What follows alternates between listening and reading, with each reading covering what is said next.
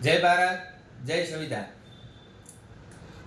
હાલમાં જે લોકોએ પર્સનલ લોન લીધી હોય, હોમ લોન લીધી હોય, મોર્ગેજ લોન લીધી હોય અથવા બિઝનેસ લોન લીધી હોય, આવા લોકોને જે મંદીના માહોલમાં જીવી રહ્યા છે, તો જે બેંકોવાળા કોઈ એક હપ્તો બાઉન્સ થાય કે 2 હપ્તા બાઉન્સ થાય કે 3 હપ્તા બાઉન્સ થાય, તો બેંકોવાળા એમને કંઈક રિકવરી માટે બીજા લોકોને આપે છે. એ રિકવરીવાળા લોકો વોન્ટેડ હોય છે, જે ટપોરીગીરી કરે છે, જે ધાક ધમકી આપે છે. તો હું આ જાહેર કરું છું, બેંકોના અધિકારીઓને કહું છું, અહીંના એસપી સાહેબ છે એમને જણાવું છું, કલેક્ટર સાહેબ છે એમને જણાવું છું કે આ ધાક ધમકીવાળા જે લોકો છે રિકવરી કરો. રિકવરી કોઈ વાંધો નથી, પણ માણસ જ્યાં મજબૂર થઈ જાય, મરવા મજબૂર થઈ જાય એટલી બધી રિકવરી કરે છે આ લોકો. તો નાની નાની અમાઉન્ટમાં રિકવરી કરવા માટે લોકો મરી પણ જાય છે. જેને મકાન ખરીદ્યું હોય, મંદીનો માહોલ હોય, 1-2 હપ્તા ના ભરાણા હોય, તો આ લોકો એટલી ધાક ધમકી આપે છે કે નહીં, અત્યારે મારા પૈસા જો, તમારે જે કરવું હોય તે કરી લ્યો. તો આવા લોકોને હું ચેતવવા માંગુ છું કે બેંક પાસેથી લોન લીધી છે, બેંક પાસેથી હોમ લોન લીધી છે, બેંકની પાસે કોઈ એવી ઓથોરિટી નથી કે એમને પ્રોપર્ટી ખરીદી છે. ખરીદી નથી પ્રોપર્ટી, લોન લીધી છે કસ્ટમરે. તો લોન લીધી છે, એના રૂલ્સ છે, એના નિયમો છે, એ નિયમો ફોલો કરો. તમે કોઈ બેંકવાળા એમ કહે છે કે હું સીલ મારી દઉં અત્યારે, કોઈ બેંકવાળા એમ કહે કે અત્યારે ખાલી કરી દો, તો એ રિકવરીવાળા કહે, બેંકવાળા નહીં. એટલે આવા લોકોથી તમારે ડરવાની જરૂર નથી.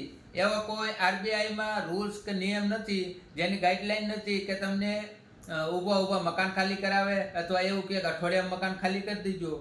આવી બેંકની તમામ કોઈ પણ પ્રકારની લોન લીધી હોય, સમસ્યા થતી હોય તો મને ફોન કરજો અથવા કોઈ એડવોકેટને ફોન કરજો, જેથી કરી આ લોકો માનસિક ટોર્ચર આપે અને લોકો જે આત્મહત્યા કરે છે ને આત્મહત્યા બંધ થઈ જાય. તો આપણે લોન બેંક પાસેથી લીધી છે નથી, બેંકે કોઈ પ્રોપર્ટી ખરીદી.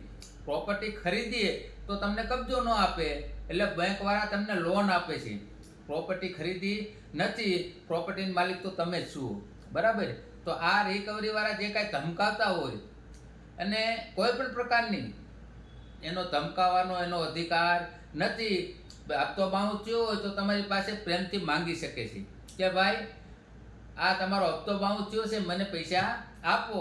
બાકી એવું ના કહી શકે તું કોઈ પણ વસ્તુ કર, અત્યારે મારા પૈસા જોઈશ. આવા ધમકાવાળાને, આવા જે રિકવરીવાળા માણસોને હું ખાસ ચેતવવા માંગુ છું, ધ્યાન રાખજો, અમારી અડફેટમાં ચડતા નહીં, એટલે કે અમે તમને જેલની પાછળ ડાયર ખાવા મોકલી દેવું.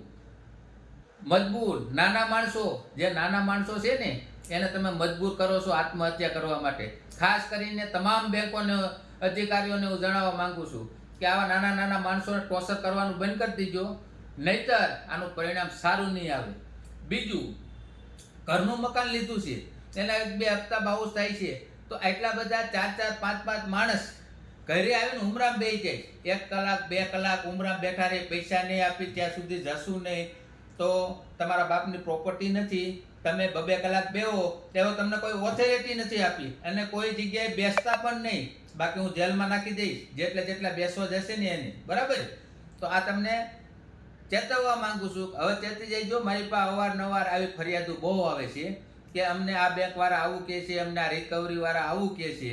તો બેંકોવાળાને હું અધિકારીઓને તમામને કહેવા માંગુ છું, ચેતી જઈજો.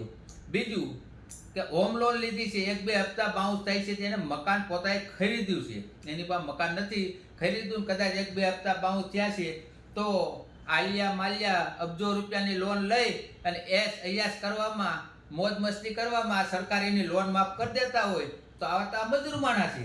આની દુઆ લ્યો ને, આ તમને દુઆ આપશે, આની લોન માફ કરો ને, કિસાનોની લોન માફ કરો, આલિયા માલિયા ના લોનો માફ કરો, ભાગી જાય છે.